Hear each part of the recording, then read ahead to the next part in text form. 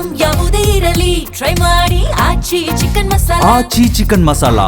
T20 world ಕಪ್ನಲ್ಲಿ ಸಂಜೆ high voltage ಪಂದ್ಯ. ಇಂದಿನ ಮಹತ್ವದ ಪಂದ್ಯಕ್ಕೆ ಕ್ವಾರ್ಟರ್ ಫೈನಲ್ ರಂಗು. ಭಾರತ ವರ್ಸಸ್ ವೆಸ್ಟ್ ಇಂಡೀಸ್ ನಡುವಿನ ನಿರ್ಣಾಯಕ ಪಂದ್ಯ ಇದು. ವೆಸ್ಟ್ ಇಂಡೀಸ್ ವಿರುದ್ಧ ಮಾಡು ಇಲ್ಲವೇ ಮಡಿ ಸಮರಕ್ಕೆ ಈಗ ಮುಂದಾಗಿರೋದು. ಗೆದ್ದರೆ ಸೆಮಿಫೈನಲ್, ಸೋತ್ರೆ ಟೂರ್ನಿಯಿಂದ ಹೊರಗೆ ಬರಬೇಕಾಗತ್ತೆ. ಕಲ್ಕತ್ತಾದ ಈಡನ್ ಗಾರ್ಡನ್ಸ್ನಲ್ಲಿ ರೋಚಕ ಸಮರಕ್ಕೆ ತಂಡಗಳು ಸಜ್ಜುಗೊಂಡಿದ್ದಾವೆ. ಭಾರತ ವರ್ಸಸ್ ವೆಸ್ಟ್ ಇಂಡೀಸ್ ನಡುವಿನ ನಿರ್ಣಾಯಕ ಪಂದ್ಯ. ಜಿಂಬಾಬ್ವೆ ವಿರುದ್ಧ 72 ರನ್ಗಳ ಭರ್ಜರಿ ಗೆಲುವು, ಹಾಗಾಗಿ ಆತ್ಮವಿಶ್ವಾಸದಲ್ಲಿ ಭಾರತ ಇದೆ. ಆದರೆ ಇದು ಮಾಡು ಇಲ್ಲವೇ ಮಡಿ ಪಂದ್ಯ. ಗೆದ್ದರೆ ಸೆಮಿಫೈನಲ್ ಪ್ರವೇಶ, ಇಲ್ಲದಿದ್ದರೆ ಟೂರ್ನಿಯಿಂದ ಹೊರಗೆ ಬರಬೇಕಾಗತ್ತೆ.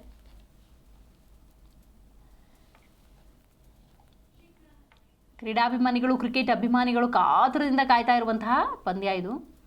ಕೋಲ್ಕತ್ತಾದ ಈಡನ್ ಗಾರ್ಡನ್ನಲ್ಲಿ ವೆಸ್ಟ್ ಇಂಡೀಸ್ ವಿರುದ್ಧ ಮಾಡು ಇಲ್ಲವೇ ಮಡಿ ಪಂದ್ಯದಲ್ಲಿ ಸಮರವನ್ನೇ ನಿರೀಕ್ಷೆ ಮಾಡ್ಬೋದು.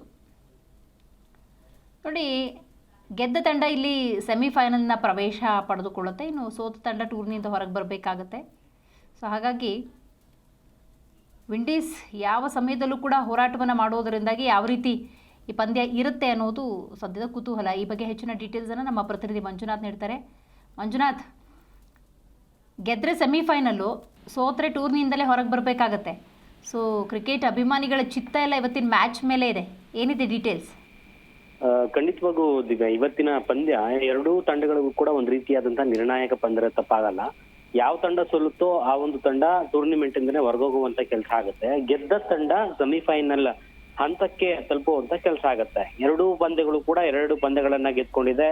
ರೇಟಿಂಗ್ಸ್ ಅಲ್ಲಿ ವೆಸ್ಟ್ ಇಂಡೀಸ್ ತಂಡ ಅಂದ್ರೆ ನೆಟ್ ರನ್ ರೇಟ್ ಅಲ್ಲಿ ವೆಸ್ಟ್ ಇಂಡೀಸ್ ತಂಡ ಮುಂದೆ ಇರುವಂತದ್ದು, ಅದನ್ನು ಉಳಿದಂತೆ ಭಾರತ ತಂಡ ಹಿಂದೆ ಉಳ್ಕೊಂಡಿರುವಂತದ್ದು. ಒಂದು ವೇಳೆ ಈ ಒಂದು ಪಂದ್ಯಕ್ಕೆ ಮಳೆ ಏನಾದ್ರೂ ಅಡ್ಡಿ ಬಂದ್ರೆ ಭಾರತ ತಂಡ ಪಂದ್ಯದಿಂದ ಹೊರಗೋಗುವಂತ ಕೆಲಸ ಸಾಧ್ಯತೆಗಳಿದಾವೆ.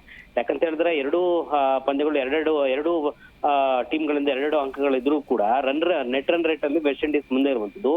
ಒಂದು ವೇಳೆ ಮಳೆ ಬಾರದೇ ಇದ್ದ ಪಕ್ಷದಲ್ಲಿ ಭಾರತ ಮತ್ತು ವೆಸ್ಟ್ ಇಂಡೀಸ್ ತಂಡದ 2 ತಂಡಗಳ ನಡುವೆ ಹೈ ವೋಲ್ಟೇಜ್ ಪಂದ್ಯ ಅಂದ್ರೆ ತಪ್ಪಾಗ್ಲಿಕ್ಕಿಲ್ಲ. ಜೊತೆಗೆ ಅಲ್ಲಿ ಇಬ್ಬನಿ ಬೀಳುವಂತ ಸಾಧ್ಯತೆ ಬಹುತೇಕ ಹೆಚ್ಚಿರುವಂತ ಕಾರಣದಿಂದಾಗಿ ಟಾಸ್ ಆಗುವಂತ ಸಂದರ್ಭದಲ್ಲಿ ಟಾಸ್ ವಿನ್ ಆದಂತಹ ತಂಡ ಅಲ್ಲಿ ಬೌಲಿಂಗ್ ಅನ್ನ ಆಯ್ಕೆ ಮಾಡ್ಕೊಳ್ಳುವಂತ ಕೆಲಸ ಆಗಬಹುದು. ಒಂದ್ ವೇಳೆ ಬೌಲಿಂಗ್ ಅನ್ನ ಆಯ್ಕೆ ಮಾಡ್ಕೊಂಡ್ರೆ ನೇರವಾಗಿ 170-180 ರನ್ಗಳನ್ನ ಅಲ್ಲೇ ಆ ಒಂದು ಹಂತಕ್ಕೆ ಅವ್ರನ್ನ ಕಟ್ಟಿ ಹಾಕುವಂತ ಕೆಲಸ ಮಾಡಿ ನೆಕ್ಸ್ಟ್ ಚೇಸಿಂಗ್ ರೂಪದಲ್ಲಿ ಬರುವಂತಹ ತಂಡ ವಿನ್ ಆಗುವಂತ ಸಾಧ್ಯತೆಗಳು ಬಹುತೇಕವಾಗಿ ಹೆಚ್ಚಿದೆ ಅನ್ನುವಂತ ಆ ಒಂದು ಪಿಚ್ ರಿಪೋರ್ಟ್ ಹೇಳ್ತಿರುವಂತದ್ದು. ದಿವ್ಯಾ, ಥ್ಯಾಂಕ್ ಯು ಮಾಹಿತಿಗಾಗಿ ಮಂಜುನಾಥ್.